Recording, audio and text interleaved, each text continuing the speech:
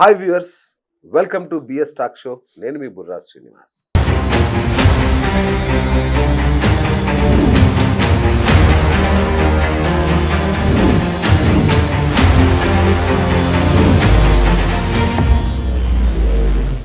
గత 3 దశాబ్దాలుగా ఈ రాష్ట్రంలో జరుగుతున్న ఉద్యమం ఒక కొలిక్కి వచ్చి సుప్రీంకోర్టు తీర్పు ఇచ్చి ఎస్సీలందరూ చాలా ఆనందంగా ఉంటారనుకున్న సమయంలోనే మరొకసారి మరో ఉద్యమం మొదలైంది. అసలు ఆ వర్గీకరణ రద్దు చేయాలంటూ దేశవ్యాప్తంగా ఉద్యమాలు జరుగుతున్న పరిస్థితి. మరి ఈ నేపథ్యంలో రేంజర్ల రాజేష్ గారి గురించి మీకు తెలుసు కదా, young and rebel star. So మరి ఆయన అభిప్రాయం ఏంటి? ఆయన ఈ యొక్క మాదిగల రిజర్వేషన్ వ్యతిరేకిస్తున్నారా? ఈ అభిప్రాయమే ఇప్పుడు అందరిలో ఉంది. ఆయన దాన్ని వ్యతిరేకిస్తున్నారని, మరి ఇంత పెద్ద చారిత్రక పోరాటాన్ని ఆయన ఎందుకు వద్దంటున్నాడు? అసలు గొడవ ఏంటో తెలుసుకునే ప్రయత్నం చేద్దాం. అన్న నమస్తే, ఎలా ఉన్నారన్న? అన్న బాగున్నాను. సో ఒక ఉద్యమ కెరటం మీరు. చాలా సంతోషం అన్న. సో ఏంటన్నా మీకున్న అభ్యంతరం ఏంటి? అంటే నాకున్న అభ్యంతరం కదన్నా, మందకృష్ణ అన్న పోరాటం చాలా గొప్పది. ఆయన పోరాటానికి ఒక శాశ్వతమైన ముగింపు ఉండాలి.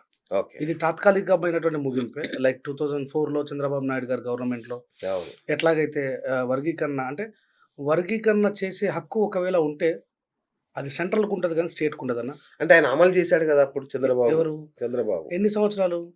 ఆయన ఉన్నంతకాలం కదా, 2 సంవత్సరాలు. 2004లో ఉండే, 2006లో పోయింది. ఓకే. అయితే ఇందాక మీరు మాట్లాడుతూ సుప్రీంకోర్టు తీర్పు ఇచ్చింది అన్నారు. తీర్పు ఇవ్వలేదన్న, సలహాలు సూచనలు ఇచ్చింది. చంద్రచూడ్ గారు ఆగస్టు 1వ తారీఖు నాడు ఇచ్చింది.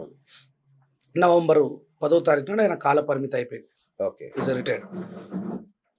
చాలా మందికి తెలియని విషయం ఏంటంటే 2004లో సెంట్రల్ని కాదని బాబు గారు మాదిగ రిజర్వేషన్ పోరాట సమితి చంద్రబాబు నాయుడు గారు సీట్లో కూర్చోవడానికి చాలా కష్టపడ్డది. ఓకే. సో వాళ్ళకు ప్రతిఫలంగా మా కోసం కష్టపడి ఈ సీట్ని నాకు ఇవ్వడంలో మందకృష్ణ చాలా కష్టపడ్డాడని చెప్పేసి ఆయన కృతజ్ఞత భావంతో స్టేట్లో ఏబిసిడి వర్గీకరణ చేసి, సో తర్వాత పైన మళ్ళీ సుప్రీంకోర్టులో ఇది శాస్త్రీయబద్ధమైనటువంటి వర్గీకరణ కాదు, ఇది సెంట్రల్కి మాత్రమే హక్కు ఉంది, దీనికి ఒక ప్రాసెస్ ఉంది. లైక్ తెలంగాణ బిల్లుని మనం ఎట్లయితే సాధించుకున్నామో అట్లా దాన్ని బిల్లు పెట్టాలి. ఎట్లా పెట్టాలి? స్టేట్ మొత్తం కూడా ఒక బిల్ని తయారు చేసి సెంట్రల్కి పంపాలి. సెంట్రల్కి పంపిన తర్వాత ఉభయ సభలలో ఈ దేశంలో ఉన్నటువంటి సగం రాష్ట్రాల ఎంపీలు దానికి ఆమోదం తెలపాలి. తెలిపిన తర్వాత మళ్ళీ రాష్ట్రపతి గారు దాన్ని పరీక్షించి ఆమోదం తెలపాలి. దాని తర్వాత తిరిగి రాష్ట్రపతి గారి ఆమోదం తెలిపిన తర్వాత తిరిగి మళ్ళీ పార్లమెంట్లో బిల్ చేయాలి. తెలంగాణ ఎట్లాగైతే ప్రాసెస్లో వచ్చిందో సేమ్ అట్లాగా జరగాలి. దీనికి శాశ్వతమైన ముగింపు ఉంటుంది. కానీ ఇక్కడ ఉభయ సభలోకి పోగానే మాజీ ముఖ్యమంత్రి కేసీఆర్ గారు స్టేట్లో వర్గీకరణ కావాలని చెప్పేసి పెద్ద మొత్తంలో ఉద్యమం జరుగుతుంది, మందకృష్ణ గారి గౌరవించి పంపిర్రు. అంతకంటే ముందు ఉన్నటువంటి దివంగత ముఖ్యమంత్రి వైఎస్ రాజశేఖర రెడ్డి గారు కూడా పంపిర్రు. దానికంటే ముందు చంద్రబాబు నాయుడు గారు చేసిండ్రు. రాజశేఖర రెడ్డి గారు పంపినా కాలే, కేసీఆర్ గారు పంపినా కాలే.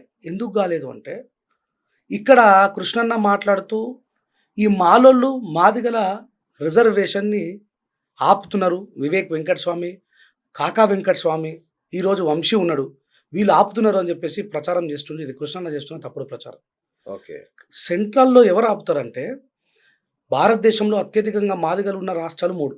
1 ఉత్తరప్రదేశ్, 2 బీహార్, 3 మధ్యప్రదేశ్. ఓకే. భారతదేశంలో 29 రాష్ట్రాలు ఉంటాయన్న. ఈ 3 రాష్ట్రాలను పక్కన పెడితే 26 రాష్ట్రాలు.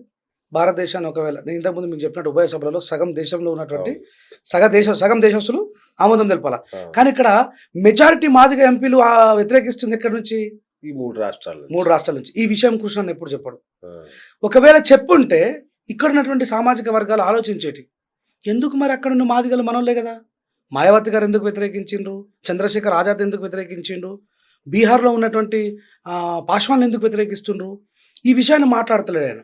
ఎందుకు వ్యతిరేకిస్తారంటే అక్కడ ఉన్నటువంటి మెజారిటీ ప్రజలు అన్యాయానికి గురవుతారు అనేటువంటి ఒక అది ఉంటుంది వాళ్ళకి. ఓకే. మరి ఇక్కడ నువ్వు చేస్తుంది మాదిగ పోరాటమే, అక్కడ వాళ్ళు చేస్తుంది కూడా మాదిగలే. మరి ఇక్కడ మాలలను ఎందుకు బదలాం చేశారు? మాలలకంత శక్తి లేదన్న, మాలలకంత శక్తి లేదు. ఈయన ఏమంటాడంటే మాలలు ఆపేస్తారు అంటే ఎస్, వాళ్ళు ఇప్పుడు ఏ చంద్రచూడ్ గారు అయితే సలహాలు సూచనలు ఇచ్చిండ్రో 2006లో, ఆ చంద్రచూడ్ గారి తండ్రి ఫాదర్ చంద్రచూడ్ గారే ఈ ఆర్టికల్ 341 స్టేట్లకు ఆ హక్కు లేదు అని చంద్రబాబు నాయుడు గారికి ఫైన్ వేసి మరి కొట్టేసిండు ఆయన. ఓకే. ఎవరు? ఈ చంద్రచూడ్ గారి తండ్రే. అవును. ఈ విషయం మా ప్రజలకు తెలియదు. ఓకే. సో నేనేమంటున్నా, నేను వర్గీకరణను వ్యతిరేకించేంత దుర్మార్గుని గారు నేను డాక్టర్ బాబాసాహెబ్ అంబేద్కర్ గారు. He was not belongs to only caste. ఒకవైపు మా భార్య పిల్లలందరినీ వదిలేసి 17 సంవత్సరాల నుంచి అంబేద్కర్ గారు బీసీలకు, ఎస్సీలకు, ఎస్టీలకు, మైనార్టీ హక్కుల కోసము, క్రైస్తవుల కోసము, మతపరమైన హక్కులు ఆర్టికల్ 24, 25, 26 గురించి చెప్తూ బీసీలకు 27% 1980 నుంచి మండల కమిషన్ నుంచి వచ్చినటువంటి ఉద్యమాల గురించి మాట్లాడుతున్న నేను ఈరోజు మాలల వైపు నిలవడాల్సిన పరిస్థితి ఎందుకు వచ్చిందంటే వీళ్ళు తప్పుడు లెక్కలు చెప్తున్నారు. ఓకే. మందకృష్ణ కానీ మిగతా వాళ్ళని ఏమంటారు అంటే, మేము 17% ఉన్నాం, మాకు 10% రిజర్వేషన్ కావాలా, మాలలు కేవలం 4% రిజర్వేషన్ అంటున్నారు. ఇది తప్పుడు. నేనేమంటానంటే, if it is scientific analysis నిజంగానే, కానీ లేదు. ఎవరు చేసిన లెక్క అంటే చెప్పరు. మొన్న కోపంలో ఏమని మాట్లాడుతున్న కృష్ణ జీ తెలుగు రిపోర్టర్ గారు అడుగుతున్నారు, సార్ వాళ్ళు మరి 30 లక్షలు అంటే హౌ మేము 1 కోటి మంది ఉన్నామంటాం. అంటే కృష్ణన్నకు నాకు ఇప్పటికి అర్థం కాని విషయం ఏంటంటే, వర్గీకరణ జరగద్దనే ఉన్నదని అనిపిస్తుంది. ఆయనే 30 సంవత్సరాల నుంచి పోరాటం చేసిండు. కానీ ఈ రోజు నీకు సలహాలు సూచనలు వచ్చిన తర్వాత నువ్వు పెద్ద మనిషిగా ఏం చేయాలి? గౌరవ ప్రెస్ మీట్ పెట్టి నరేంద్ర మోడీ గారు మానవతావాది, మేము ఆయన కోసం కష్టపడ్డాం, మేము బీజేపీ కోర్టులో వేయించినాం, మా కోసం ఆయన సలహాలు సూచనలు ఇప్పించిండు అని చెప్పాను. మరి నీకు తెలుసు ఈ సలహాలు సూచనలు ఇచ్చి ఏం చేస్తారు రేవంత్ రెడ్డి గారు? వీళ్ళ యొక్క ఆమోదము, అరే వీళ్ళకు పెద్ద మొత్తంలో ఉద్యమాలు చేస్తున్నారు కాబట్టి వీళ్ళ యొక్క మనోభావాలని, వీళ్ళ ఉద్యమం యొక్క భావాజాలాన్ని నువ్వు సెంట్రల్కు చేరవేయడం తప్ప నువ్వేం చేయలేవు. కాదు, ఖచ్చితంగా రేవంత్ రెడ్డి గారు రేపు చేసిన అన్న మొన్న రేవంత్ రెడ్డి గారు అన్నారు కదా, అందరికంటే ఫస్ట్ నేను చేస్తా, అమలు చేస్తా అని అన్నాడు కదా. నేనేమంటున్నా, మీ స్టూడియో సాక్షిగా చెప్తున్నా, రేవంత్ రెడ్డి గారు చేసిన మళ్ళీ కొట్టివేయబడుతుంది. ఓకే. కొట్టివేయబడుతుంది. ఎందుకు? నీకు సెంట్రల్కు ఉంది అధికారం, స్టేట్కి లేదు. కానీ రేవంత్ రెడ్డి గారి దగ్గర ఇంకొక అధికారం ఉంది. ఏంది? నిజంగానే మాలలని, మాదిగలని, మాదిగ మాల ఉపకులాలన్నింటినీ కూడా ఒక కమిటీ వేసి, ఈరోజు వేసినట్టుగా కమిటీ వేసి, దాంట్లో నిజంగా ఎవరు విద్యకు హక్కులకు దూరంగా ఉన్నారో, ఓకే, ఆల్రెడీ మల్టీ రిజర్వేషన్ పొందిన వాళ్ళందరికీ కూడా లాస్ట్లో పెట్టి, అసలు రిజర్వేషనే పొందని మాదిగలని, మాదిగ మాల ఉపకులాలని ముందర పెట్టి, ఏబిసిడి వర్గీకరణ ఎట్లా చేస్తావన్నా? 57 ఉపకులాలు, ఇవి 2 మెజారిటీ కులాలు, ఎన్ని మొత్తం 59 కులాలకు ఏబిసిడి వర్గీకరణ ఎట్లా చేస్తావు? A to Z చేయాలి నువ్వు. మాలలలో రిజర్వేషన్ పొందిన వాళ్ళని వెనకబడి, మాదిగలలో రిజర్వేషన్ మల్టీగా అనుభవించిన వాళ్ళని వెనకబడి, ఈ మాదిగ IAS IPS ఆఫీసర్ల వల్ల మా జాతులకు ఎలాంటి లాభం లేదన్న వాళ్ళంతా ద్రోహులు, దొంగలు, ఈ జాతుల యొక్క కష్టాన్ని, రక్తాన్ని దోచుకున్నటువంటి రాక్షసులు వాళ్ళు. మీరు చూడండి, వెనకకు తిరిగి చూస్తే ఏ ఒక్క IAS ఆఫీసర్ కూడా వాడి వ్యక్తిగత ఎదుగుదల కోసం, వాడి పిల్లం కోసం, వాడి పిల్లల కోసం, వాళ్ళ అల్లుల కోసం, వాళ్ళ కోడళ్ళ కోసం, వాళ్ళ కొడుకుల కోసం చేసి తప్ప, అంబేద్కర్ గారు ఏమంటారంటే, ఒకసారి ల్యాడర్ వేసుకుని నువ్వు పైకెక్కిన తర్వాత, ఈ విశ్వాన్ని చూసిన తర్వాత ఆ ల్యాడర్ కింది వాడికి ఇరా అన్నాడు. ఈ పొరపాటు మాలలు మాదిగలు ఇద్దరు చేసిరన్న. ఇక్కడ కేవలం కృష్ణన్న మాలల మీద నింద వేయడం తప్పు. ఇంకో విషయం, ఇంతకుముందు మీకు మాట్లాడుతూ ఒక మాట చెప్పినా, కృష్ణన్నకి ఎందుకు ఇష్టం లేదని చెప్పంటే, నీకు సలహాలు సూచనలు ఆగస్టు 1వ తారీఖు నాడు ఇచ్చిండ్రు, నువ్వు ప్రెస్ మీట్ పెట్టినావు, మందకృష్ణ గారికి, చంద్రబాబు నాయుడు గారికి, గౌరవ ఉప ముఖ్యమంత్రి పవన్ కళ్యాణ్ గారికి నువ్వు కృతజ్ఞతలు చెప్పినావు. ఇట్స్ గుడ్ థింగ్, నీకోసం వాళ్ళు చేసిరు కాబట్టి. దెన్ మాలలు 70 సంవత్సరాల నుంచి దోసుకున్నారు, మాలలు మనవాదులు, మాలలు దుర్మార్గులు అంటే, మాలలు నువ్వు మాలాంటి పిల్లలకు న్యాయం చెప్పాల్సినవి, బుద్ధులు చెప్పాల్సినవి, నువ్వు ఒక కులాన్ని టార్గెట్ చేస్తున్నావు అంటే దాని అర్థమైంది, అయిపోయింది. అయినా ఏ మాలలు బయటకు రాలేదు. తర్వాత అన్న వాళ్ళు సంబరాలు చేసుకున్నారు. 30 సంవత్సరాల చారిత్రాత్మకమైన పోరాటం ఈరోజు మాకు ఒక సత్ఫలితాన్ని ఇచ్చిందని చెప్పేసి. ఎస్, మా జాతిలో నువ్వు విజయం సాధించడం మా విజయం కూడా, మేము తప్పనుకో. ఎందుకంటే యాజ్ అంబేద్కర్ రేట్గా బాబాసాహెబ్ అంబేద్కర్ గారిని చదివిన వ్యక్తిగా నేను ఒక కులం మీద దేశాన్ని నింపుకుంటే నాకంటే మూర్ఖుడు ఎవడు ఉండడు. చేసినాం. తర్వాత ఏం చేసినావు నువ్వు? మళ్ళీ ప్రెస్ మీట్ పెట్టి మాలలు మౌనం విడాలి, మాలలు దీని మీద ఎందుకు మాట్లాడతలేరు అంటే ఏందన్నట్టు ఇది అయిపోతే మళ్ళీ నీ దుకాణం బంద్ అవుతుందని భయమా? నువ్వు మాలలు ఎందుకు రెచ్చగొట్టినావు? మళ్ళీ ఇది పక్కన పెడితే నాలాంటోడు ఎందుకు రావాల్సి వచ్చిందంటే, ఆయన ఒక మాట అన్నాడు.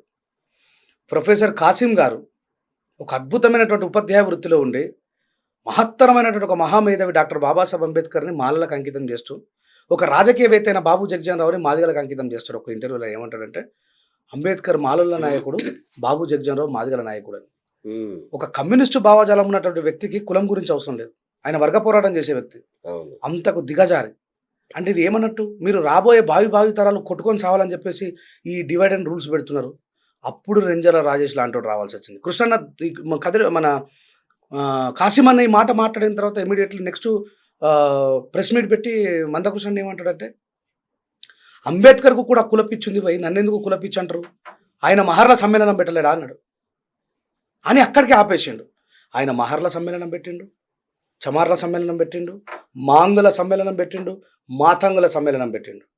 కానీ ఇక్కడ ఏమంటుండు, ఇప్పుడు నాలాంటోడు కాలికి బలపం కట్టుకొని అయ్యా బాబాసాహెబ్ అంబేద్కర్ అనే మహానుభావుడు మాలమాదిగల కోసం రిజర్వేషన్ రాయలేదబ్బా, ఆర్టికల్ 341 మా కోసం రాస్తే మాకంటే ముందే బీసీలకు 52% రిజర్వేషన్ రాసిన మహానుభావుడు ఈయనను కేవలం ఒక కుల చట్టంలో బంధిస్తున్నారని చెప్పి మేము బాధపడుతుంటే, అంటే దళిత చట్టంలో బంధిస్తున్నారని చెప్పి మేము బాధపడుతుంటే, మాకంటే పెద్దోడు 30 సంవత్సరాల ఉద్యమ చరిత్ర కలిగినటువంటి ఒక గొప్ప వ్యక్తి వచ్చి అంబేద్కర్ మాలోల నాయకుడు అని చెప్పి ప్రచారం చేస్తుండు, కాసిమన్న మాలోలకు అంకితం చేస్తుండు. ఇంతకంటే దుర్మార్గం ఏముంటుందన్న? దెన్ నేను పక్కకు వచ్చిన తర్వాత ఇక్కడ రాజ్యాంగాన్ని రక్షించాల్సిన అవసరం వచ్చింది. ఓకే, బీజేపీ చేసింది ఏముందంటే కృష్ణన్న మెహర్బానీతో చేయించుకున్నాడు. Okay, it is not by the constitution.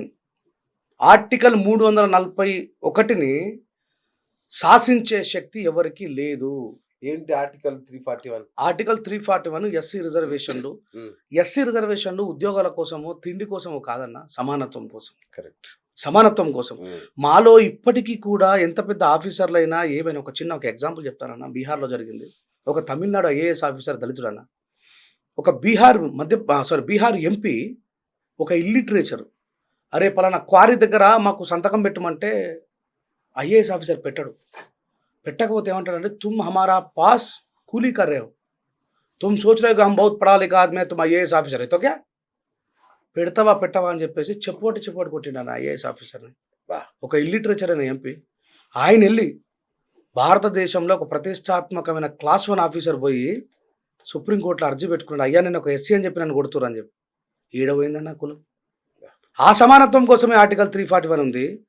ఆ విషయాన్ని మర్చిపోయి మా కృష్ణన్న ఇలా వర్గీకరణ చేయమంటున్నానా. నరేంద్ర మోడీ గారు మహారాష్ట్ర ఎలక్షన్లలో ఏమన్నారన్నా, మనం విడిపోతే ఓడిపోతామన్నాడు ఓబీసీలని, అదర్ బ్యాక్వర్డ్ క్యాస్ట్ వాళ్ళని ఏమంటుండు, మనం విడిపోతే ఓడిపోతాం, మనం కలిసి ఉండాలంటాడు. మరి మా ఎస్సీలు ఎందుకు విడగొడుతున్నా?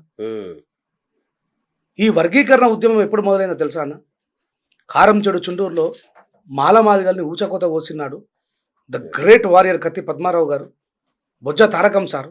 ఆ ముక్కలని తీసుకొని సంచులలో వేసుకొని ఢిల్లీకి పోయి జంతర్ మంతర్ల భారతదేశం నలుమూలల దిక్కులని పిక్కటిలేలా మా మీద ఇంత అన్యాయం జరుగుతున్నది, ఓ భారత సమాజమా నువ్వు స్పందించవా అంటే ఆ రోజు పార్లమెంట్లో మాట్లాడి ప్రజా కోర్టు వేయించి అన్న 29 రాష్ట్రాలలో ఏ రాష్ట్రం సాధించని ఘనత మన తెలుగు రాష్ట్రం సాధించిందన్న.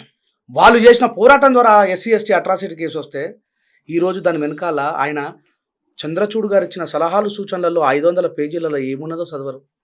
దాంట్లో టైం బాండింగ్ చెప్తాడు, క్రిమీ లేయర్ చెప్తాడు. మాకెందుకు ఉండాలన్నా? బీసీలకు కూడా క్రిమీ లేయర్ పెట్టిన అది అన్యాయం అన్న. మనలో ఎవరైనా నేను ఏమంటానంటే, ఒకడు కలెక్టర్ అయితే లేయర్ ప్రతిపాదించినట్టున్నారు కదా, ఇంకా పెట్టలేదు కదా. అంటే అసలు ఎస్సీలలో క్రిమీ లేయర్ ఉండనే కూడదు, బీసీలలోనే ఉండదన్న. బీసీలలో పెట్టారు ఎందుకంటే బీసీ నాయకులకు సోయి లేదు, అది తప్పు. ఎట్లా అన్న? ఇప్పుడు 3000 సంవత్సరాల నుంచి బీసీలు ఎట్టి కట్టం చేసుకుంటా, కుమ్మరోళ్ళు మట్టి విసుక్కుంటా, కమ్మరోళ్ళు లోహాల్ని ఆయుధాలుగా మలుచుకుంటా, సాకరోళ్ళు బట్టలు ఉత్తుకుంటా, వాళ్ళ రెక్కల కష్టంతో పనిచేసేవాళ్ళు ఒకసారి రిజర్వేషన్ ఉపయోగించుకుంటే వాళ్ళ జీవితాలు ఎట్లా మారిపోతాయన్న?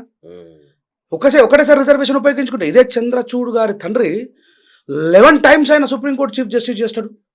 అంటే మీరు 11 సార్లు పదవులు, భారతదేశంలో అత్యున్నతమైనటువంటి పదవిని మీరు 11 సార్లు అనుభవించవచ్చు. మేము ఎస్సీ ఎస్టీ బీసీలో ఒక్కసారి అనుభవించి ఎట్లా మా జీవితాలు మారిపోతాయి? ఇది బీసీ నాయకులకు సోది లేదు, ఎవ్వరు మాట్లాడలేరు. ఇలా ఎస్సీలలో డిస్క్రిమినేషన్ తీసుకొని వస్తూ ఉన్నారు, మా లోపల క్రిమి లేయర్ పెట్టాలంటారు. అరే నేను ఏమని చెప్పినా, మందకృష్ణ దేని మీద పోరాటం చేయాలా? మనం వర్గీకరణతో పాటు మనకెప్పుడో 15% రిజర్వేషన్ ఇచ్చారు. తమిళనాడులో వర్గీకరణ ఉద్యమాన్ని చాలా సున్నితంగా ముగించేసిరన్న. ఇట్లా కొట్టుకొని చచ్చిపోయే రోజు రాలే. పంజాబ్లో ఏం చేసిరన్న, ఇప్పుడు 15% రిజర్వేషన్ ఉంది. ఒకటి నేను చెప్పినా, నీకు ఒకవేళ సాధ్యమైతే పార్లమెంట్లో బిల్ చేసుకో.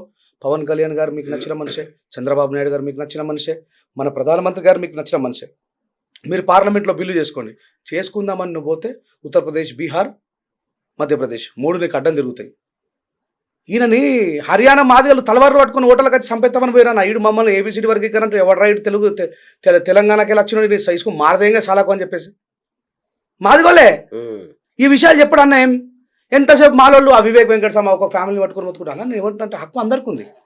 ఒక ఆయన నన్ను అడుగుతారు, ఆయన మీరంతా చేస్తున్న ఉద్యమం అంతా వివేక వెంకటస్వామి మినిస్టర్ కావడం కోసం అని. అయితే తప్పేందైనా 15% వ్యక్తులం మేము. ఇలా తెలంగాణలో తెలుగు రాష్ట్రాలలో 15% ఉన్నటువంటి వ్యక్తులం రెడ్డిలు ఎంత పర్సెంట్ ఉన్నారని చెప్పి అనిగానే మినిస్టర్ ఇచ్చిండు గౌరవ ముఖ్యమంత్రి గారు. నేను ఏమంటున్నా, మన మాలోళ్ళకి మాదిగోళ్ళకి అయితే 15% ఓటర్లం కదా, we have that right. Ambedkar garu రాజ్యాంగం రాసినప్పుడు ఒక గొప్ప మాట చెప్తారు, we are not beggars of this country, we are shareholders of this country అంటాడు.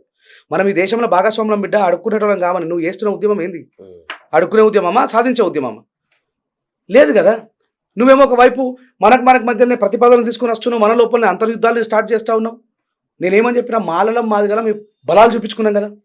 మాదిగ మీటింగ్ నువ్వు పెట్టినావు, మాల మీటింగ్ మేము పెట్టినాం కదా, ఇద్దరం కలిసి మీటింగ్ పెడదాం. రేవంత్ రెడ్డి గారు వెళ్తాం, రేవంత్ రెడ్డి గారు 15% ఉన్న మా రిజర్వేషన్ 20 చేయి. ఎందుకు చేయడు?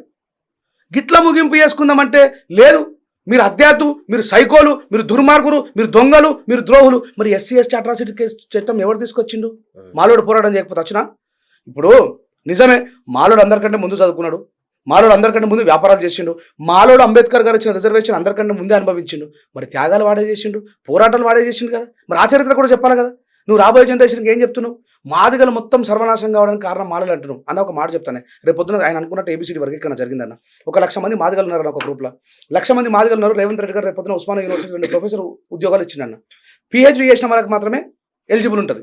ఈ కింద ఉన్న వాళ్ళందరూ కూడా పీజీ చేసిన వాళ్ళు, డిగ్రీ చేసిన వాళ్ళు, ఇంటర్ చేసిన వాళ్ళు, 10th చేసిన వాళ్ళు ఉంటారు. ఈ 1,00,000 మందిలోకి వెళ్ళే ఎంతమందికి ఉద్యోగం వస్తుందన్న? పిహెచ్డీ చేసిన వాళ్ళకి మాత్రమే ఉద్యోగం వస్తుంది. ఇప్పుడు 99,998 మంది ఏందన్నట్టు నాన్ ఎలిజిబులే కదా. అంతేగా. మరి ఇప్పుడు మాలలలో చదువుకున్నోడికి ఎలిజిబిలిటీ వచ్చింది తప్ప ఆ విషయాన్ని ఎందుకు చెప్పావు నువ్వు? అరే మన మాలలు చదువుకోవడం వల్ల వాడికి ఆ ఎలిజిబిలిటీ ఉన్నది, వాడు సాధించగలిగిండు. నువ్వేం చేయాలా? మాలల కంటే మాదిగలు ఎక్కువగా ఉన్నారు. ప్రభుత్వాల మీద ఒత్తిడి తీసుకొని వచ్చి మాదిగల యొక్క అభ్యున్నతి కోసం స్కీములు తయారు చేయాలి. ఇది మనం చేయాల్సింది. అది పోయి వర్గీకరణ అడిగే దానికోసమే కదా. ఇప్పుడు వాళ్ళకు లిడ్ క్యాప్ ఉందన్న. ఇప్పుడు లెదర్ ఫ్యాక్టరీ కోసము వేలాది ఎకరాల భూమి ఇచ్చిండు చంద్రబాబు నాయుడు. నేను ఇప్పుడు అడగాల, మందకృష్ణ ఎటువైంది ఆ భూమి అంతా? ఎవరికి నువ్వు రెంట్కి ఇచ్చినావు? నువ్వు ఎంతమంది మాదిగల జీవితాన్ని బాగు చేసినావు? ఎంతమందికి నువ్వు లెదర్ ఫ్యాక్టరీ ఇండస్ట్రీలో వాళ్ళని ఇన్వాల్వ్మెంట్ చేసినావు? మాదిగల రిజర్వేషనే కాకుండా చర్మకారుల కోసం ఒక ప్రత్యేకమైన స్కీమ్ ఉంది తెలుసు కదా. మరి ఎటువైనా ఆ కోట్లు ఎంతమంది మాదిగలకి ఇప్పించినావు? అంటే ఇట్లా ప్రశ్నించడం వల్ల ఏమవుతుందంటే మా లోపల మా అంతర్గత యుద్ధం జరుగుతుంది. ఆ యుద్ధం జరగద్దనే నేను ఇలా ఏం చేసిన, మాలలు మనువాదులు, మాలలు దొంగలు, మాలలు ద్రోహులు అంటే మాల నాయకులలో కూడా చాలా మందికి రాజ్యాంగం గురించి తెలియదు అన్న. ఈయనకు కౌంటర్గా నిర్మాణమైనటువంటి దుకాణాలు లేవు. ఇవి 2 దుకాణాలే. వాళ్ళ వల్ల మా జాతరకు ఎలాంటి లాభం లేదు. ఇటు మాలోళ్ళ వల్ల లాభం లేదు, ఈయన వల్ల కూడా లాభం లేదు. సరే, ఈయన వల్ల కొద్దిగా లాభం జరిగింది. ఆయన పెట్టడం ఎంఆర్పిఎస్ నాయకుడు అయినప్పటికీ కూడా చాలా జనరల్ ఉద్యమాలు చేసిండు, రాజశేఖర రెడ్డి గారితో చాలా చేసిండు. మందకృష్ణ గారిని ఆ విషయంలో ఒప్పుకోవచ్చు. ఒక గుర్తింపు గౌరవం తీసుకొచ్చింది ఆయనే. కానీ నువ్వు మాదిగగా నీ సమాజాన్ని ఎంత గొప్పగా ఎదిగిపిస్తావో మేము కూడా మీ సహచరం అనే విషయాన్ని మర్చిపోవద్దు. నువ్వు మమ్మల్ని విలన్ని చేయొద్దు. మాలలు ద్రోహులు, మాలలు దొంగలు అంటే మిగతా సభ్య సమాజం ఏమనుకుంటుంది? మాలో దోచుకొని ఐఏఎస్లు ఐపీఎస్ దొంగలు మొత్తం పోయి ఊర్లలోకి వెళ్ళి హైదరాబాద్కి వచ్చి, విజయవాడకు వచ్చి ఎక్కడొక్కడ సెటిల్ అయ్యి మనకేం సంబంధం రాబోయ్ అని చెప్పి వాడు సపోర్ట్ చేస్తలే. అక్కడ బలవుతుందంత ఎవరు? కలిసి ఉద్యమాలు చేసినా మేము తెల్లారు ముఖం చూసుకోకుండా అయిపోయినాం ఇవాళ. సో ఈ పరిస్థితి రావద్దని చెప్పేసి, ఒకటి, నువ్వు పార్లమెంట్లో బిల్లు చెయ్యలేవు. మందకృష్ణ లాంటి 100 మంది వచ్చినా కాదు. ఎందుకు కాదు? అక్కడ మెజారిటీ మాదిగలు వ్యతిరేకిస్తారు కాబట్టి. But we have one solution.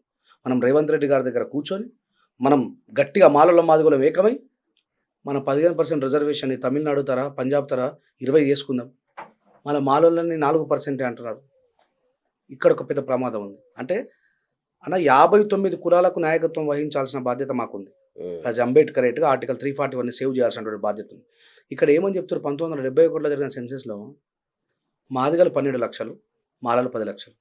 మళ్ళీ 2011లో లెక్కల మాదిగలు 34 లక్షలు, మాలలు 17 లక్షలు. ఇదేం లెక్క అన్న? 12 లక్షలు ఉన్న వ్యక్తులేమో 34 లక్షలు అవుతారా? 10 లక్షలు ఉన్న వాళ్ళు మాత్రం 17 లక్షలు అవుతారా? ఇక్కడ మాలలకు కూడా అన్యాయం జరగదు కదన్న. ఎవరికి జరగదు. మరి ఈ విషయాన్ని మాట్లాడతలేరు. నిన్నగాక మన విశారదన్న కూడా డైరెక్ట్ పోయి మెమోరాండం ఇచ్చిండు షమీం గారికి.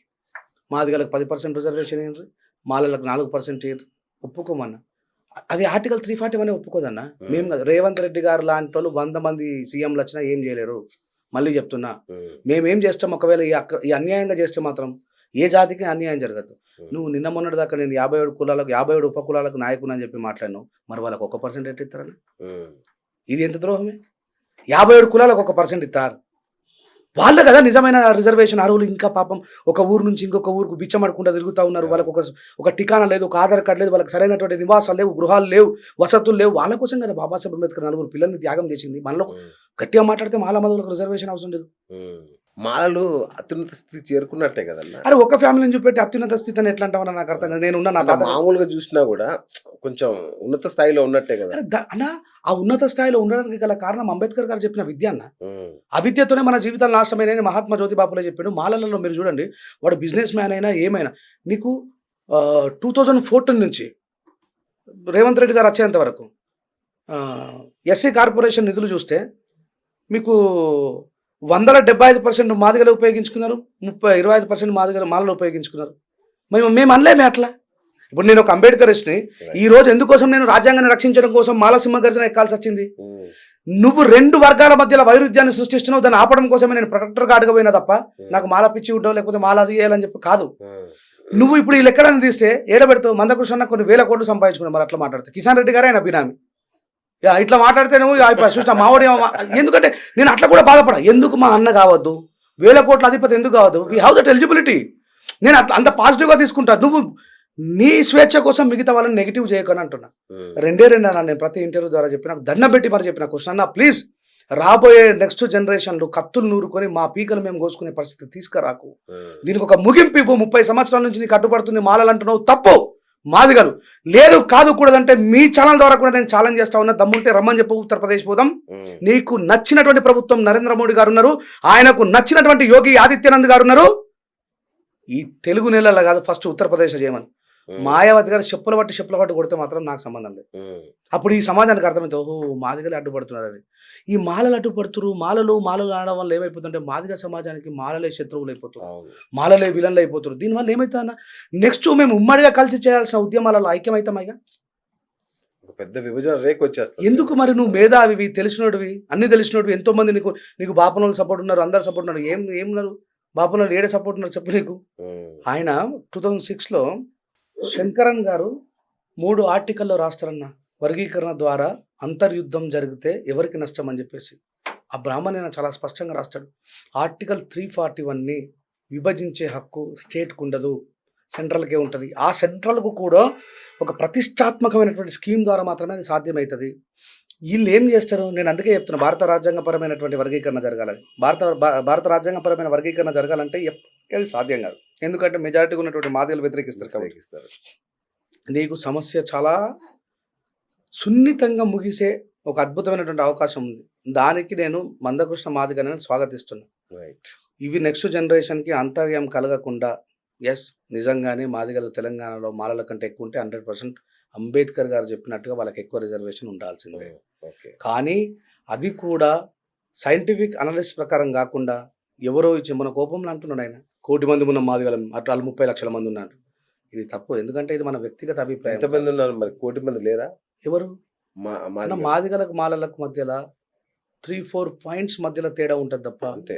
ఇప్పుడు నేను తలారి అన్న, మా దాంట్లో మాలలలో తలారి, నీరటి, పంబాల, సుంకరి ఇట్లా రకరకాల వృత్తులు చేసే వాళ్ళు ఉంటారు. కానీ వాళ్ళంతా కూడా మాలోళ్ళే. వీళ్ళు ఏం చేస్తారంటే, వీళ్ళంతా మాలోళ్ళు కాదు. ఇప్పుడు మహార్లు ఉంటారన్న, మీకు సిరిపూరు కాన్స్టిట్యున్సీ తీసుకుంటే ముదోల్ దాకా కొన్ని లక్షల మంది మహార్లు ఉంటారు. ఈ మహార్లు అంతా ఎవరు అనుకుంటున్నారు? మహారాష్ట్ర నుంచి మైగ్రేట్ అయ్యి ఇక్కడ బతుకుతున్నటువంటి వ్యక్తులు. వాళ్ళంతా కూడా మాలలే. కానీ వాళ్ళని ఏం చేస్తారంటే వాళ్ళని సపరేట్ కేటగిరీలో చేరుస్తారు. మాలలకు ఉపకులాలు ఉండవు. మాదిగలకు ఉపకులాలు ఉన్నాయి కానీ మాలలకు ఉపకులాలు లేవు. విత్ ఇన్ ద క్యాస్ట్ వాళ్ళంతా. ఈ విషయం ఇప్పుడు నేను తలారి నీరటోళ్ళ అమ్మాయిని పెళ్లి చేసుకోవచ్చు, నేను తలారి సుంకరోళ్ళ అమ్మాయిని పెళ్లి చేసుకోవచ్చు. వీళ్ళు ఇంత మాట్లాడతారు. ఇప్పుడు కృష్ణ అంటుండు కదా, మన రీసెంట్గా ఒక ఇంటర్వ్యూలో అంటుండు, మీరు ఎప్పుడు మాదిగల్ని ప్రేమగా చూసారు, మీ పిల్లల్ని మాకు ఎప్పుడు ఇచ్చారు అని చెప్పి మాట్లాడండి. మాదిగొల్ల పిల్లల్ని మందకృష్ణ అల్లుడే మాలలో పిల్లగాడు. ఈ విషయం 30 సంవత్సరాల చరిత్రలో నా మాదిగ సమాజానికి తెలియదు. ఈయననేమో మాలలో మీనే పొద్దున్న లేచి నుంచి తిడతాడు, మాలలో పిల్లాన్ని అల్లుని చేసుకున్నాడు. మరి ఆ పిల్లగాడు నేను అపోజ్ చేయలేడు, నేను మాదిగల పిల్లలు ఎట్లయితే ఏముందన్న, మరి నువ్వు గర్వంగా చెప్పుకోవచ్చు కదా, అరే మనం మెచ్యూరిటీ ఉన్నటువంటి మాలా మాదిగల వేదిక పెట్టు, నువ్వు కళ్యాణ వేదిక. ఉమ్, ఒక సాఫ్ట్వేర్ మాలోళ్ళ అమ్మాయి ఉంటే ఒక సాఫ్ట్వేర్ మాదిగల పిల్లని లగ్గం చేసుకుంటుంది. ఉమ్, మనం ఆ స్టేజ్ దాటి రావాలా, మన పిల్లలకు నూతన తోవని చూపెట్టాలి కదా. ఇంకా కులమైనటువంటి చట్టంలో ఎందుకు వస్తావు? ఒక ఫీమేల్కి మేల్ నీడు అంతే. అమెరికా పోయిన మన అమ్మాయిలు అమెరికాని పెళ్లి చేసుకొని ఇది తెలంగాణకు తెచ్చుకుంటలేరా? ఎంతమంది అమ్మాయిలు మనల్ని చేసుకొని వస్తలేరు? గట్లా ఉండాలా, మెచ్యూరిటీలా ఉండాలి. కానీ ఇంకా కులవాదంలోనే వాడి సత్తం. ఉమ్, డప్పులు కొట్టుడు బంద్ చేస్తేనే మన జీవితాలు మారుతాయని చెప్పి మహానుభావులు చెప్తే మళ్ళీ 1,00,000 డప్పులు కొట్టిపిస్తా అంటుండు. ఎటు తీసుకుపోతుంది మా అన్న పిల్ల మళ్ళీ వెనకకు? మా వాళ్ళు కాలేజ్ మంచిగా బూట్లు గిట్లు పెప్పి జీన్స్ అవన్నీ వేసుకొని వచ్చి డప్పు కొడుతుంది. ఏం అవసరం మనకు? ఆ కుల వృత్తుల వల్లే మన జీవితాలు సర్వనాశనం అయిపోయిన బాబాసాహెబ్ అంబేద్కర్ ముత్తుకున్నాడు. మనకి ఎందుకురా ఆ మాలోడు మాదిగోడు కలిసి మన చెత్తనెత్తేయాలా, చచ్చిపోయిన కలేబారిని మోయాలి, అవి కాదు కదా అంబేద్కర్ కోరుకున్నది. మనం ఆఫీసర్ కావాలనుకున్నాడు, రాజ్యంలో మనం భాగస్వామ్యం కావాలనుకున్నాడు, మనకు కూడా తెలివి మన మేధస్సును ఉపయోగించమన్నాడు. నువ్వు వెనకకు తీసుకుపోతున్నావు. ఇది ఎవరు ప్రశ్నించరు ఆయన? మేము ప్రశ్నిస్తే 100% ప్రశ్నిస్తామన్నా. అంబేద్కర్ గారు చెప్పింది ఒకటే, తప్పెవడు చేసినా ప్రశ్నించాలా. అన్న కొత్త జనరేషన్ కోసం ఒక ముక్క చెప్పన్న. ఇవి అసలు ఈ వర్గీకరణ అంశం అనేది ఎందుకు మొదలైంది, ఎక్కడ ఆగింది? అన్న వాస్తవంగా రిజర్వేషన్ అనేది నిండు సున్నా. ఉమ్, రిజర్వేషన్ లేదన్న. ఉమ్, కాంగ్రెస్ గవర్నమెంట్లో ఎల్పీజీ లీగలైజేషన్, ప్రైవేటైజేషన్, గ్లోబలైజేషన్ పేరు మీద ఎప్పుడో రిజర్వేషన్ తప్పించింది. ఉమ్, మాకు ఒక పంచాయతీ పెట్టడం కోసం పెట్టింది మాత్రం ఇదంతా. ఓకే. ఇప్పుడు మా అవతలలో ఏమంటారంటే, మరి నువ్వు మాలోడివి నువ్వెందుకు పోని కదా, మరి లేని రిజర్వేషన్ కోసం నువ్వెందుకు పోరాడుతున్నావు అంటారు. నేను కాన్స్టిట్యూషనల్గా జరగాలంటున్నా. నేను రాజ్యాంగ సంరక్షకునన్నా. ఉమ్, నాకు బాబాసాహెబ్ అంబేద్కర్ చనిపోయేటప్పుడు చెప్పిండు, బిడ్డ ఈ రాజ్యాంగం లేకపోతే మీ జీవితాలు 3,000 సంవత్సరాలు వెనక్కిపోతాయి అన్నాడు. యాజ్ ఏ అంబేద్కర్ గారి వారసుడిగా ఇండియన్ కాన్స్టిట్యూషన్ మీద ఈ చిన్న వయసులో అందరికంటే ఎక్కువగా స్పీచ్లు ఇచ్చినటువంటి వ్యక్తిగా అవును. I'm the protector. I'm feel selfly. నేను దాన్ని సెక్యూర్ చేయాల్సిన బాధ్యత నాపై ఉంది. కాబట్టి నేను మిగతా వాళ్ళు ఎవరైనా మాదిగల నుంచి రాజ్యాంగబద్ధమైన వర్గీకరణ జరగాలని ప్లాట్ఫామ్ పెట్టుంటే నేను మాదిగల వైపు నిలబడి మాట్లాడేటాను. ఉమ్, కానీ మాలోళ్ళు తప్ప ఆ ప్లాట్ఫామ్ ఇవ్వరు. భయపడరు. కృష్ణ చాలా మందికి లోపల ఉంది, అరే అమ్మ ఈ బీజేపీ ఏదో ఓట్లు వేయించినంత మాత్రం ఒక 2-3 సంవత్సరాలు చేస్తే దానివల్ల మన బతుకులు మారుతాయా? నేను ఏమంటాను, నువ్వు పరిష్కారం చూస్తే శాశ్వతంగా చూపించు కదా. ఉమ్, మళ్ళీ తాత్కాలికంగా పెడుతున్నారు, మళ్ళీ 3 సంవత్సరాల తర్వాత పోతే చూసిరా, ఓ నా మాదిగా ప్రజలారా, ఈ మాలలు ఎంత దుర్మార్గులు అంటే చూడు, మళ్ళా 3 సంవత్సరాలకే మనది బంద్ చేసిరు అంటారు. అరే అక్కడ బంద్ చేస్తుంది మాదిగోలని చెప్పడు. ఈ తెలుగు రాష్ట్రంలో ఉన్నటువంటి మాలవులతో ఏడైతుంది సాధ్యం? ఉమ్, పైన ఉన్న మాదిగల వల్ల అని చెప్పి ఆయన చెప్తే ఇక్కడ ఉన్న మాదిగలకు అర్థమవుతుంది, ఓహో ఇది రాజ్యాంగ విరుద్ధం అట, ఇట్లా పంచుకోవద్దట. ఎస్, నువ్వు మాదిగల అభ్యున్నతి కోసం ఎక్కువ చేయాలి. అయితే ఇప్పటి జనరేషన్ పిల్లలకు నేను చెప్పాల్సింది ఒకటే, మనం ఆ కులం అనేటువంటి చట్రంలోకి వెళ్ళి బయటకు వస్తూ ఆ సున్నా కోసం కొట్లాడకుండా ఎస్సీ ఎస్టీ సప్లా నిధులు ఏ ఒక్కడు ప్రశ్నిస్తలేడు. ఉమ్, మా కోసం మేము 50% వాటాదారులం అన్న ఈ దేశంలో. స్టేట్ నిధులు అడుగుతలేరు, సెంట్రల్ నిధులు అడుగుతలేరు, ఇంకా ఈ అడుక్కుంటున్నారు. ఉమ్, మనని బాబాసాహెబ్ అంబేద్కర్ పారిశ్రామికవేత్తలుగా అమ్మన్నాడు. అది బంద్ చేసి మా వాళ్ళు ఇంకా ఈ రిజర్వేషన్ దగ్గర 7 ఉద్యోగాలు వచ్చినాయి. కేసీఆర్ గారు ఇన్ని 2 టర్ములలో ఏం ఉద్యోగాలు ఇచ్చినా, ఎంతమందిని పోరాటం చేయలేమన్నా? ఉమ్, ఏం ఉద్యోగాలు ఇచ్చిండ్రు? వచ్చిన పోలీసు ఉద్యోగాలు. అది వాళ్ళ కోసం, ప్రజా ఉద్యమకారుల ఇబ్బంది కొట్టడం కోసం. 7 ఉద్యోగాలు వచ్చినాయని చెప్పి రిజర్వేషన్ వర్తిస్తుంది చెప్పండి? ఉమ్, రిజర్వేషన్ వర్తించేది ఒకటే ఒక జాగా. ఒకవేళ మున్సిపాలిటీ కాడ 3,000 సంవత్సరాల నుంచి గదే మాలమాదిగోలు మున్సిపాలిటీలో పనిచేస్తారు. ఇంకా దానికి సర్టిఫికేట్ ఏం అవసరం? ఉమ్, సో అంటే విద్యాలయాలు మనకు కావాలి. ఈ దళిత సామాజిక వర్గం వెనకబడకుండా ఉండాలంటే ఆర్ఎస్ ప్రవీణ్ కుమార్ గారు ఉన్న రోజులు చాలా అద్భుతంగా ఈ సమాజం యొక్క అభ్యున్నతి కోసం పోరాడారు. అట్లాంటి మనమందరం మాలమాదిగల మేకమై నెక్స్ట్ జనరేషన్ చెప్తున్నా, ఉమ్, మాలమాదిగల ఏకమై మన వాటాన్ని మనం అడగాలి, అడుక్కోవద్దు. అంకులు భిక్షమెత్తి బేరమాడి సంపాదించలేం, నిరంతరం పోరాటంతో తప్ప అన్నాడు. తెలంగాణ కూడా పోరాడితేనే సాధ్యమైంది, ఏదైనా పోరాటంతోనే సాధ్యమవుతుంది. సో నేను నెక్స్ట్ జనరేషన్ చెప్పేది అదొకటే, మన లోపల ఉన్నటువంటి కలుషిత భావజాలను పక్కన పెట్టి రాజ్యాంగ సంరక్షణ కోసం నిలబడితేనే. ఇలా నిన్న అమిత్ షా గారు ఏమంటున్నారు, అంబేద్కర్ అంబేద్కర్ అంబేద్కర్ అంబేద్కర్ అంబేద్కర్ అంబేద్కర్ అంబేద్కర్. అరే అంబేద్కర్ని అంబేద్కర్ని ఇన్నిసార్లు స్మరిస్తారు, దానికి బదులు భగవంతుడి పేరు స్మరించిన మీకు స్వర్గం ప్రాప్తి అయింది. అవును. నేను మీ ఛానల్ ద్వారా ఆయనకు ఒక విషయం చెప్పదలుచుకున్నా, అమిత్ షా గారికి. ఈ దేశంలో దేవుణ్ణి మొక్కే స్వేచ్ఛ కూడా లేదు మాకు. దేవుడు ఎట్లా ఉంటాడో చూడడానికి 100,000 సంవత్సరాలు వెయిట్ చేశారు నా పూర్వీకులు. గుడి దగ్గరికి, గుడి లోపల దేవుడు, గుడిని చూడడమే తప్పు మేము ఈ దేశంలో. గుడి లోపల దేవుని కూడా మొక్కే స్వేచ్ఛనిచ్చింది బాబాసాహెబ్ అంబేద్కర్ గారు మాకు. ఈరోజు ఎస్సీలు, ఎస్టీలు, బీసీలు, స్త్రీలు పార్లమెంట్ లోపలికి పోయే అవకాశాన్ని ఎవరు ఇచ్చారు? బాబాసాహెబ్ అంబేద్కర్ ఇచ్చిండు. అమిత్ షా గారికి బుద్ధి ఉంటే, జ్ఞానం ఉంటే, గౌరవ ప్రైమ్ మినిస్టర్ గారు ఏమన్నారని ప్రమాణ స్వీకారం రోజు, एक चाय बेचने वाला इंसान हूँ मैं बीसी पिछड़े कम्युनिटी से आया हुआ हूँ मैं, प्लेटफॉर्म में चाय बेचने वाला को संसद में రెడ్ కార్పెట్ డాల్కే మేరకు అందరూ బులాయా మేరా బాబాసాహెబ్ అంబేద్కర్ అని అంబేద్కర్ గారి పాదాలకు దండం పెట్టిండు. ఈయన జ్ఞానం ఎటుపోతుంది మరి? ఈ మాట నరేంద్ర మోడీ గారికి చెప్పాలి ఆ రోజు, హై ఎందుకు నువ్వు అంబేద్కర్ కాలు మొక్కుతున్నావు అని. అంటే బీజేపీ గవర్నమెంట్ త్వరలోనే భారత రాజ్యాంగాన్ని తీసేసి ఈ సామాజిక వర్గాల హక్కులన్నింటి కూడా కాల రాసే విధంగా ప్రయత్నం చేస్తూ ఉంది, ప్రయాణం చేస్తూ ఉన్నది. ఇప్పుడు మా కృష్ణను ఆలోచించుకోవాలి మరి. నేను 2-3 విషయాలు చెప్పిన. జీరో అకౌంట్లు తీయమని చెప్పాడు నరేంద్ర మోడీ గారు, వేసినా లక్షలాది రూపాయలు.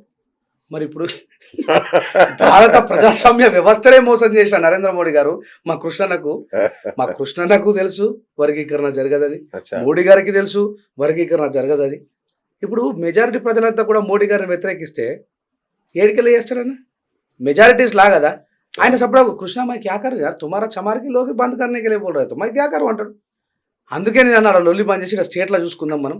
తమిళనాడు లెక్క మనం మాల మాదిగా ఒకటి గట్టిగా నిలబడి ఒక 20 లక్షల మందితో మీటింగ్ పెట్టుకుందాం, రేవంత్ రెడ్డి గారిని పిలుస్తాం, స్టేజ్ మీద బాండ్ రాపించుకుందాం, 15% రిజర్వేషన్ 22% అయినా మేమని చెప్పేసి విద్యాలయాలు యూనివర్సిటీలు చేయించుకుందాం మన వాటాతోనే. మనకేదో ప్రత్యేకంగా స్టేట్ బడ్జెట్లోకి వెళ్ళి ఇప్పుడు మిగతా బీసీ సోదరులకు వాళ్ళకి తెలియదు. మాకు వచ్చే ఎస్సీ ఎస్టీ సప్లాన్ నిధులు ఉన్నాయి కదా, మా నిధులతోనే స్కూల్ కట్టమంటున్నాం, మా నిధులతోనే కాలేజీలు కట్ట, మా అభ్యున్నతి కోసమే కదా అన్న. అవి చేయమంటాం. గవ్వి అడగడం మానేసి ఇగో ఈ అడుక్కునే ఉద్యమాలు చేయొద్దు అనేది నా బాధ కూడా. ఇప్పటికైనా మందకృష్ణ మాదిగనకు మంచి ఆలోచన వచ్చి మా పిల్లల భవిష్యత్తుని నాశనం చేయకుండా పెద్ద మనసుతోని ఆలోచించి రేవంత్ రెడ్డి గారి దగ్గర కూర్చొని ఫస్ట్ ఆప్షన్లో నరేంద్ర మోడీ గారితో పార్లమెంట్లో బిల్లు చేయించుకోవాలా. అది సాధ్యం కాకపోతే స్టేట్లో ఉన్నటువంటి రేవంత్ రెడ్డి గారితో రిజర్వేషన్ పెంచిపించుకొని ఒక సైంటిఫిక్ అనాలిసిస్ పద్ధతి ప్రకారం నిజంగా మాలలు మాదిగలు మాదిగ ఉపకులాలు ఎంతమంది జనాభా దామాష ప్రకారం లెక్క తీయాలి తప్ప ఈయన చెప్పే అబద్ధ మాటల్ని కూడా మేము నమ్మం. 4% రిజర్వేషన్ మాలలకు కావాలనేది కూడా తప్పు. వరంగల్లో మాదిగలు ఎక్కువ ఉంటే మహబూబ్ నగర్లో, నిజామాబాద్లో, ఖమ్మంలో, ఆదిలాబాద్లో మాలలు ఎక్కువ ఉన్నారు. సైమల్టేనియస్గా వాళ్ళని వీళ్ళని కంపేర్ చేయొచ్చు. జస్ట్ చూడండి మీరు. నేను చెప్పి 1971లో 12 లక్షల వాళ్ళు ఉంటే 10 లక్షల మాలలు ఉన్నారు. ఎంత తేడా?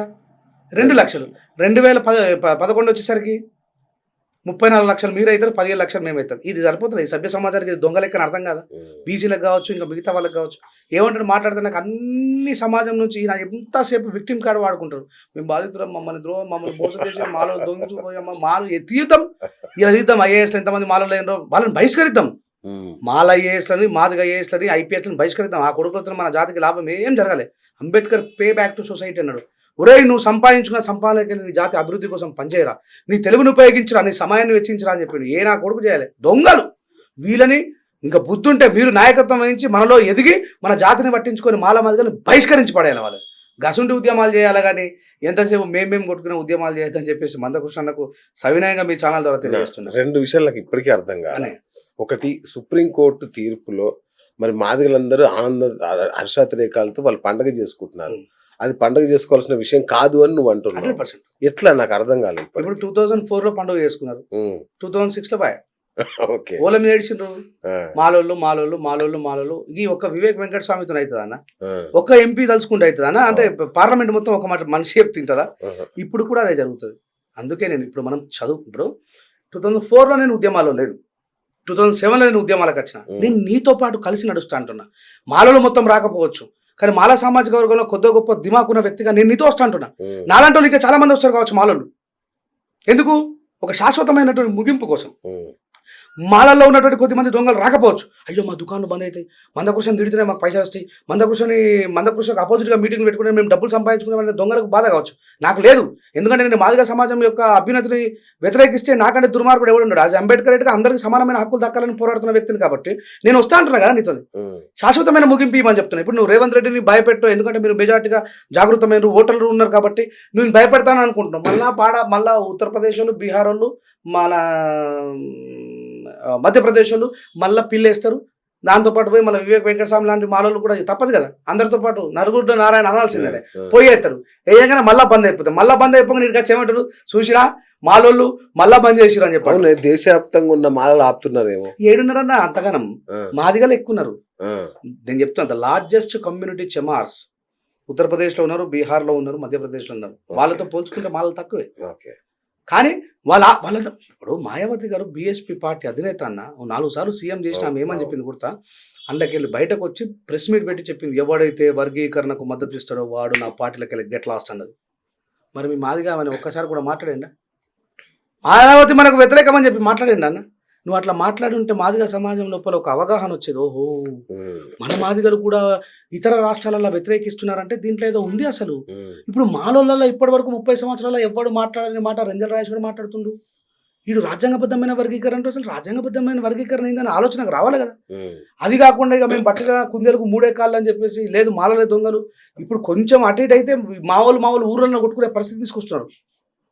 దీనివల్ల ఏం లాభం అన్న నాకు అర్థం కాదు. ఇప్పుడు బాబాసాహెబ్ అంబేద్కర్ క్లియర్గా ఇప్పుడు 2 వర్గాల మధ్య పోరాటం ఒక వర్గానికి న్యాయం చేస్తుందట. స్వీయ వర్గంలో పోరాటం ఆ వర్గాన్ని నాశనం చేస్తుందట. నాశనం చేస్తుంది. ఇప్పుడు గదే జరుగుతుంది. నేను రైట్. మళ్ళీ మరి నాకు అసలు ఇంకో రెండో డౌట్, అన్న. రెంజర్ల రాజేష్ ఎటువైపు నాకు ఇప్పటిదాకా మాట్లాడినా కూడా మీరు ఎవరి పక్కన పోరాటం చేస్తున్నా రాజ్యాంగం కదా. వైపున రాజ్యాంగం వైపున రాజ్యాంగం యొక్క రక్షణ కోసం ఈ 2 రాష్ట్రాలలో మాలలో నిలబడ్డారు. మాదిగలో ఉన్నటువంటి మేధావులకు తెలుసు ఇది జరగదు, ఇది జరగదు అని తెలుసు. ఇది జరగాలంటే ఎట్లనో కూడా తెలుసు, కానీ ఒక్కరు కూడా నోరు తెరతలేరు. వాళ్ళని దండం పెట్టి బతులైనా మీరు రండ్రి, బయటకు రండ్రి. లేదు ఈ మాలలని ఈ ఎంఆర్పిఎస్ ఇడిచిపెడదాం, మనం న్యూట్రల్గా ఉన్న పర్సన్స్ అన్నాక బయటకు వద్దాం. ఓరా మాల మాదిగలరా, శాశ్వతమైనటువంటి వర్గీకరణ ఉద్యమానికి మనం మద్దతుగా ఉందాం, రాజ్యాంగబద్ధమైన వర్గీకరణకు మనం మద్దతుగా ఉందాం అనే పిలుపుని ఇవ్వమంటే కూడా వీళ్ళు ఇప్పటికీ నేను 10వ ఇంటర్వ్యూ 11వ ఇంటర్వ్యూ ఒక్కరు కూడా స్పందిస్తలేరు. అంటే దాని అర్థం ఏంది? నేను ఒకవేళ నిజంగా దుర్మార్గున్న ద్రోహిని అయితే నేను వర్గీకరణ వ్యతిరేకం అని చెప్పాలి కదా. నేను రాజ్యాంగబద్ధమైన వర్గీకరణకు నేను మద్దతు అంటున్నట్టు అర్థమైంది. మాలను కూడా మరి మాలందరూ వ్యతిరేకిస్తున్నారు కదా, మరి మీరు ఎట్లా సమర్థిస్తారు దీన్ని వర్గీకరణ? మాలలు అందరూ వ్యతిరేకించలేరు, కొద్ది మంది దుకాణం నడుపుకునే వాళ్ళు వ్యతిరేకించారు. లేదన్న పెద్ద ఎత్తున ఉద్యమాలు నడుస్తున్నాయి, రాజ్యాంగబద్ధమైన రద్దు చేసే వరకు విశ్రమించేది లేదంటున్నారు. నేను మాల సింహ గర్జనలో 7 లక్షల మందిలో చెప్పిన రాజ్యాంగబద్ధమైన వర్గీకరణ జరగాల్సిందే, అది ఎప్పటికీ జరగదు. ఎందుకు జరగదు అంటే పైన మెజారిటీ మాదిగలే దాన్ని వ్యతిరేకిస్తారు. కనీసం ఇక్కడ సూక్ష్మమైనటువంటి సమస్యను మనం పరిష్కరించుకునే అవకాశం ఉంది అంటున్నా. నేను పట్టిన దానికి నేను పట్టిన కుందేలకు 3 కాళ్ళు అని చెప్పేసి ఇలా షమీం గారి దగ్గరికి పోయి నువ్వు రిపోర్ట్ ఇచ్చినావు, ఏం చేస్తారు? ఈ రిపోర్ట్ అంతా తీసుకుపోయి సెంట్రల్ పంపిస్తారు. లేదు సెంట్రల్ని ధిక్కరించి ఏముందనా రాహుల్ గాంధీ దగ్గరికి పోతాం, మాయావతి గారిని తోలుకొనే పోతాం. ఏం చేస్తాడు రాహుల్ గాంధీ? ఏమన్నా రాహుల్ గాంధీ ఏ పేరు మీద తిరుగుతున్న బయట? సేవ్ ఇండియన్ కాన్స్టిట్యూషన్ అంటుండు. నువ్వు ఇండియన్ కాన్స్టిట్యూషన్ ఆర్టికల్ 341 ధ్వంసం చేస్తాడు మీ వాడు. ఈ రేవంత్ రెడ్డి మీద కంప్లైంట్ ఇవ్వలేమో మేము అడుకోయి 10 రైళ్లలో ఉన్నటువంటి దేశవ్యాప్తంగా ఉన్నటువంటి ఎస్సీలలో ఉన్నటువంటి అవగాహన కలిగిన వ్యక్తులని, నాట్ ఓన్లీ మాలలు, ఎస్సీలలో ఒక చంద్రశేఖర్ ఆజాద్ ఎవరన్నా నగిన నుంచి ఎంపీగా గెలిచిన ఆయననే చెప్పిండు, నువ్వు ఎట్లా చేస్తావు క్రిమిలేరు, నువ్వు ఎట్లా చేస్తావు మా జాతర వర్గీకరణ, మేము మా ఎస్సీలో బలంగా ఉంటే మీకు భయం పడుతుంది, మేము రాజ్యాధికారంకి వస్తామని మమ్మల్ని విడగొడుతున్నావు అని చెప్పి మాట్లాడిన ఒక మాదిగానే కదా. ఇప్పుడు ఆయన చంద్రశేఖర్ ఆజాద్ని సెంట్రల్గా పెట్టుకొని, మాయావతిని సెంట్రల్గా పెట్టుకొని, చిరాగ్ పాస్వాన్ని సెంట్రల్గా పెట్టుకొని మేము ఢిల్లీలో మీటింగ్ వేసి రాహుల్ గాంధీని ప్రశ్నిస్తాం. ఇక ఇక వేసినాకు చేయండి తప్పలేదు, ఆయన వేసిండు, రాజ్యాంగ వ్యతిరేకమే. ఆడపోయి మాట్లాడతాం, మళ్ళీ భాష ఏం సమాధానం చెప్తారో చూస్తాం. ఓకే, అయితే దేశవ్యాప్తంగా ఉన్న మాదిగలు ఎందుకు వ్యతిరేకిస్తారు అనుకుంటున్నారు మీరు దీన్ని? అనుకోవడం కాదు, ఆడ సంసద్లా మన పార్లమెంట్లోనే వ్యతిరేకిస్తుంది కదా మాయావతి. ఎందుకంటే మా జాతులు విడిపోతే అంతర్యుద్ధం మొదలవుతుంది. ఆర్టికల్ 341 ఎప్పుడు కూడా డిస్ట్రాయ్ చేయదు. నువ్వు బీసీలు వేస్తాడు నరేంద్ర మోడీ గారు, మనం విడిపోతే ఓడిపోతాం అన్నాడు. మరి బీసీలలో ఇంకో మా మిత్రులు అడుగుతున్నారు, మరి బీసీలలో ఏబీసీడీ జరిగింది కదా, ఎస్సీలలో జరిగితే తప్పైందని. అన్న ఎస్సీలకు అంటరాంతనం ఉంటుంది కానీ బీసీలకు అంటరాంతనం ఉండదు. బీసీలకు క్రిమిలేయర్ పెట్టడం కూడా తప్పే, కానీ ఒక్క బీసీ నాయకుడు కూడా ప్రశ్నించలేడు దాన్ని. ఎంత దుర్మార్గం అది! ఎట్లా మారుతాయన్న జీవితాలు? ఒక కుమ్మరైన జీవితం మొత్తము మట్టి విసుకొని కుండలు చేసిన ఒకటేసారి రిజర్వేషన్ ఉపయోగించుకుని ఆయన జీవితం మారుతుందా? అరే 1000 సంవత్సరాల బానిసత్వం ఒక్కసారి ఎట్లా పోతుంది అన్న? నాకు అర్థం కాదు. ఓ 10,000 కోట్లు ఇస్తారన్న ఒక మనిషికి ఇయర్గా, ఎంతితో బాగా అంటే 10 లక్షల రూపాయలు ఇస్తావు, అయిపోయింది కథం అని కోట కొట్టి పరిస్థితి. ఇది ఎట్లా న్యాయం జరుగుతుంది? అసలు బీసీల కోసం కూడా స్పందించాల్సిన వ్యక్తులం మేము, మమ్మల్ని ఇంట్లో బిజీ చేసిర్రు. ఎకనామికల్ వీకర్ సెక్షన్ మీద మాట్లాడాల్సిన వ్యక్తులం మేము, మమ్మల్ని ఇంట్లో బిజీ చేసిర్రు. ఆర్టికల్ 29 గురించి మాట్లాడాల్సిన వ్యక్తులం మేము, మమ్మల్ని ఇంట్లో బిజీ చేసిర్రు. ఈ బిజీకి మా అన్న ఉపయోగపడుతున్నాడు. ఇది అసలు కారణం కాదు అని తెలిసి కూడా దాని మీద జమాయించుకొని కూర్చున్నాడు ఆయన. ఫైనల్ గా కృష్ణన్నకి ఏం చెప్తారు మీరు? నేను ఒకటే చెప్తాను, సలహానా హెచ్చరికనా? హెచ్చరిక చెయ్యనన్నా, ఎందుకంటే మేము కుటుంబ సభ్యులం. రేపు పొద్దుల నేను ఎన్ని మాట్లాడినా మళ్ళీ మా కృష్ణన్న దగ్గరికి నేను పోయి కడుపులో తలకాయ పెట్టుకుని, అన్న నా వల్ల నువ్వు ఏమైనా బాధపడతాను క్షమించే, మనకు అసలైనటువంటి ఉద్యమం ఉన్నది, అటువైపు పోదామని పిలవాల్సినటువంటి మెచ్యూరిటీ ఉన్న వ్యక్తి నేను. I'm not useless feel. నేను ఎవరి వల్ల ఇంప్రెస్ అయ్యి వాళ్ళు మాట్లాడమంటే మాట్లాడే వ్యక్తిని కాదు నేను. ఇదే వివేక్ వెంకటస్వామి అని కూడా అన్నని ఆయన బీజేపీ గవర్నమెంట్లో ఉన్నప్పుడు ఇక్కడ పంజాగుట్టలో అంబేద్కర్ గారి విగ్రహాన్ని మున్సిపాలిటీ తీసుకుపోయి పడేసినప్పుడు నేను గోబ్యాక్ వివేకన్న అని చెప్పి కూడా నినాదాలు ఇచ్చిన వ్యక్తిని నేను. బీజేపీ అనేది భారతదేశంలో భారత రాజ్యాంగాన్ని విచ్ఛిన్నం చేయడం కోసం ప్రయత్నిస్తూ ఉంది. బీజేపీ చేసిన మంచి పని ఏదైనా ఉన్నది అంటే ఈ 60 సంవత్సరాల స్వతంత్ర భారతంలో కాంగ్రెస్ గవర్నమెంట్ చేయాలనేది ఒక్కటే ఎకనామికల్లీ వీకర్ సెక్షన్ అంటే రెడ్డిలలో, నాయుళ్లలో, కమ్మలలో, కోమటలలో, బాపనలలో కూడా పేదోళ్ళు ఉంటారని చెప్పేసి రిజర్వేషన్ ఇవ్వడం బీజేపీ గవర్నమెంట్ చేసిన ఒక గొప్ప పని. కానీ ఆ జనాభా 3% ఉన్నది కానీ 10% ఇచ్చిండు. నేను అదే అడగబోతున్నా. అందుకే మా సమాజానికి ఇదే చెప్తా, ఏమనంటే ఎకనామికల్ వీకర్ సెక్షన్ కావాలని చెప్పి ఏ రెడ్డిలు, రావులు, కోమటలు, బాపనలు రోడ్ల మీద వచ్చి ధర్నా చేసిరానా? అందుకే చెప్తా, పవర్ ఇస్ పవర్. నా సమాజమా, ఎస్సీ ఎస్టీ బీసీ మైనార్టీ సమాజమా, వాళ్ళు అనుకోగానే వచ్చేసింది. దట్ ఈస్ పవర్ అని. అందుకని అంబేద్కర్ గారు రాజకీయ అధికారం అనేది ప్రతి తాళాన్ని ఓపెన్ చేసే తాళం చెవి అన్నాడు. ఏ సామాజిక వర్గం రోడ్ల మీదకి రాలేదు. కోమటోళ్ళు రాలేరు, బాపనోళ్ళు రాలేరు, కమ్మోళ్ళు రాలేరు, రెడ్డోళ్ళు రాలేరు, వెలుమోళ్ళు రాలేరు. మేము పేదోళ్ళమండి, మేము ఎకనామికలీ బ్యాక్వర్డ్ క్యాస్ట్ అండి, ఎకనామికల్ వీకర్ సెక్షన్ అనేది ఎవ్వరు రాలే. రాత్రికి రాత్రి వాళ్ళు అనుకున్నారు, పొద్దుగాల ఆయన అమలు చేసి బయటకి పెట్టారు. ఆ పవర్లో మనం ఉంటే ఈ ఏబిసిడి వర్గీకరణ మనకేం అవసరం? 15% వాటాదారులమన్నా ఈ దేశంలో. ఈ ఏబిసిడి వర్గీకరణ మనకేం అవసరం? ఇప్పుడు నేను పుస్తకాన్ని అడుక్కునే ఉద్యమం అన్నాను, ఆహా మమ్మల్ని అడుక్కునే ఉద్యమం అంటారు. కాంచీరామ్ సార్ అన్నాడు ఆ మాట. అరే భీక్ మాంగనేకి జంగ్ మత్ కరో, ఈ దేశ్ మే తుమారా వాటా హై ఉస్కు లేలో అన్నాడు. 15% వాటాదారులు రా మీరు. మీరు పెద్ద పెద్ద బిలియనర్లు కావాలా? మీరు కూడా పెద్ద పెద్ద హోటళ్ళు కట్టాలా, పెద్ద పెద్ద పరిశ్రమలు పెట్టాలా? మీ 15% వాటా ఉంది. సెంట్రల్ బడ్జెట్లో మీ వాటా మీకుంది, స్టేట్ బడ్జెట్లో మీ వాటా మీకుంది. ఎటు పోతుంది? ఎవడు అడగడు? ఎవడు అడగడు? మా మేధావులు ఎవరన్నా అడగంగా చూసిరా మీరు? మా బడ్జెట్ ఏది రేవంత్ రెడ్డి గారు మాకు ఎంత కేటాయించినా నుంచి పడిగిర్రా? మా యువజన నాయకులు ఇది అడిగే రోజు రావాలనేది నా తాపత్రయం. ఇంత మేధావి, ఇంత గొప్ప ఆలోచన పరిజ్ఞానం రెంజర్ల రాజేష్ చిన్న చిన్న విషయాలకు ఎందుకు వివాదాస్పదం అవుతున్నాడు? దేవుళ్ళని తిట్టడం ఇట్లాంటి వాటికి. నేను దేవుళ్ళని తిట్టానా? నా బాధ ఏంటంటే ఇప్పుడు మన రీసెంట్ గా నాస్తికుడి వన్నా నేను హేతువాదిని, కానీ నేను చెప్తాను. ఓకే, నేను హిందూ సమాజంలో భాగమే కదా. నా మీద అన్యాయం జరిగినప్పుడు మేము హిందూ సమాజంలో నాయకులం అనే వాళ్ళు ఎవరు స్పందించారన్న. నేను ఈ సందర్భంగా చీకోటి ప్రవీణ్ గారికి నిజంగా కృతజ్ఞతలు చెప్తున్నా. ఉమ్మడి మహబూబ్ నగర్ జిల్లాలో ఒక సాఫ్ట్వేర్ అమ్మాయి, సాఫ్ట్వేర్ అబ్బాయి, ఇద్దరు మాదిగ కులానికి చెందిన వాళ్ళే.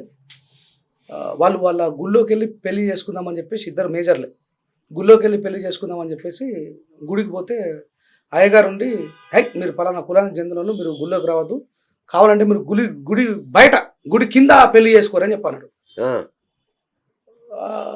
అయ్యగారు వినక అప్పటికి చాలా వారించారు. సార్ మీకు ఎన్ని డబ్బులు కావాలని ఇస్తాం సార్, ఎందుకు అట్లా మమ్మల్ని అది చేస్తున్నావు అని చెప్పంటే వినకపోతే పాపం వాళ్ళ కొడుకు, అయ్యగారు కొడుకు ఏం చేశాడంటే, నీ అమ్మ మా నాన్నకి ఇట్లా చేస్తాను చెప్పి, నేను చేస్తానండి మీకు పెళ్ళి అని చెప్పేసి ఆయన కింద చేశాను. ఆ పిల్లగాడు ఆ అవమానాన్ని తట్టుకోలేక దాన్ని సోషల్ మీడియాలో పెట్టిండు.